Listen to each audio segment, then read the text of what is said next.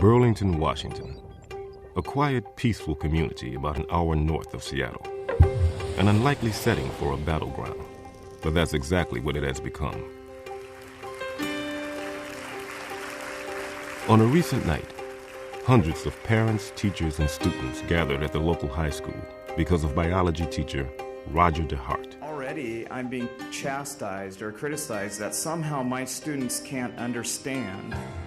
For 15 years, DeHart has been a popular teacher at Burlington High School. Now, he's under fire for his teaching of evolution.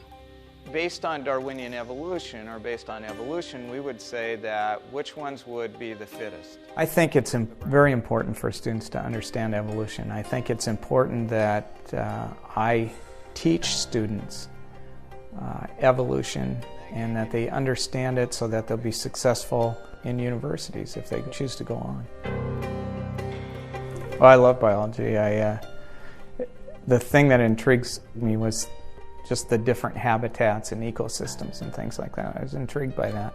I love being out there, and so I had a real love for biology. The more I learn about the complexity of life, genetics and the human genome, and the idea of this information in the cell, I think it's fascinating. What is the mechanism? But DeHart's passion for biology is tempered by frustration.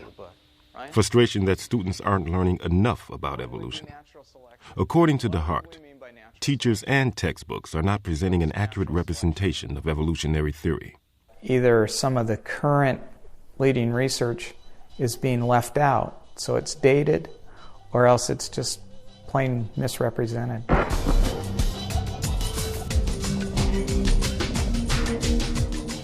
Because of his desire for students to learn accurate science, DeHart decided to supplement the standard unit on evolution with additional materials. Then someone complained. A citizens group was organized. Groups from outside the community began to lobby the school district, and the dispute became an issue in school board elections. The controversy polarized Burlington. Most widely discussed trial of the 20s, the Darwin case, July 24th, 1925. Of course, this is not the first time evolution has divided a community. Back in the 1920s, Dayton, Tennessee prosecuted high school teacher John Scopes for teaching evolution to students in violation of state law. Remembered today as a classic battle pitting religious fundamentalists against defenders of science and academic freedom, the Scopes trial continues to affect how we view the controversy over evolution in the schools.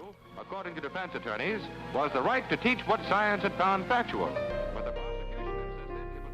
But there is one important and unexpected difference between John Scopes and Roger DeHart. Scopes was a proponent of evolution. DeHart is not. And those who are trying to censor him from teaching too much about evolution are not religious fundamentalists. They are supporters of Darwin's theory. I think American schools teach too little about evolution.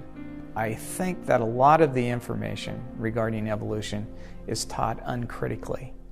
Does natural selection provide you with more information? They're not asking students to really examine the evidence given and to ask whether or not that's a plausible explanation. It's more or less regurgitate the facts, regurgitate what we've told you, and don't question, because if you question, that means that you must have a religious belief, and that must motivate your objections to evolution rather than the science. Caught in the middle of that clash and the shouting match. DeHart's situation caught the awareness of the national press, setting off a frenzy of media attention. The ACLU disagreed and filed a complaint with the school. Separation of church and state could crumble under mounting pressure from those who want creationism taught as science. In the local newspaper, opponents of DeHart took out a full-page ad and filled the pages with angry letters to the editor. Fanatics like DeHart and his cohorts will never be satisfied. The issue is whether students receive the education they're legally entitled to, free of contamination by the religious agenda of DeHart. Mr. DeHart stands exposed as the fox in the henhouse from which he should be ejected. When parents discovered that their children, in their view, were not being taught science, but rather were being taught basically incorrect facts and wrong science on the basis of what they thought was Mr. DeHart's religious motivation, they had every reason to petition their Board of Education for the redress of that grievance. Contrary to state law, Darwin's theory of evolution. When the Scopes trial took place in 1925, you had a large part of the country where school boards would not allow Darwinian evolution to be taught.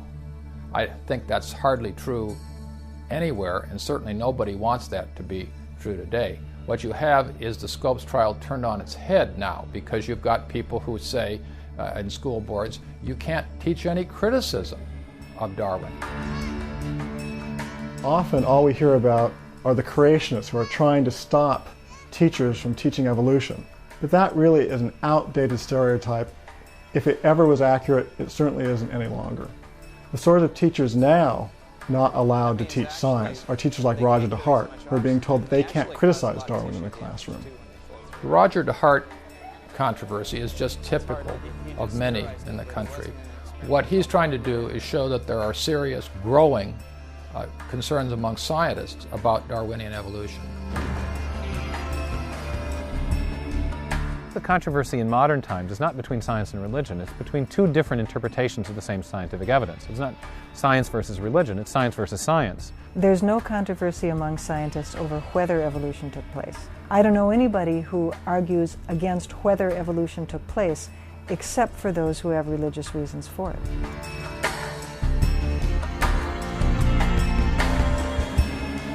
Anytime anyone criticizes Darwin's theory of evolution, evolutionists immediately cry, it's about religion. Well, the claim that all skeptics about Darwinian orthodoxy or Christian fundamentalists stands refuted by me. It's obviously not true. I'm neither Christian nor a fundamentalist. But lots and lots of people are skeptical in the scientific community. I became skeptical of Darwinian evolution early on, outside of any religious influence, just because of the complexity that I was learning about in the cell. And we use the word elegant in genetics. So I removed myself. In part, evolution was a powerful explanatory mechanism, but it seemed insufficient. School officials informed DeHart that any supplemental materials he wanted to assign, even articles from mainstream science publications, now had to be submitted for approval. I know of no other teacher who actually submitted articles to the principal for review up until my controversy. According to DeHart, his principal rejected all his requests, and he was forbidden from using any outside materials that might be critical of evolution. They went from not allowing me to introduce any supplemental materials, then to telling me that I could not verbally share any of this information with my students. The fact of the matter is, every other teacher in Burlington's school district was allowed to assign supplementary materials whenever they want. But when Roger DeHart decided to assign a few articles from mainstream science journals, they censored him.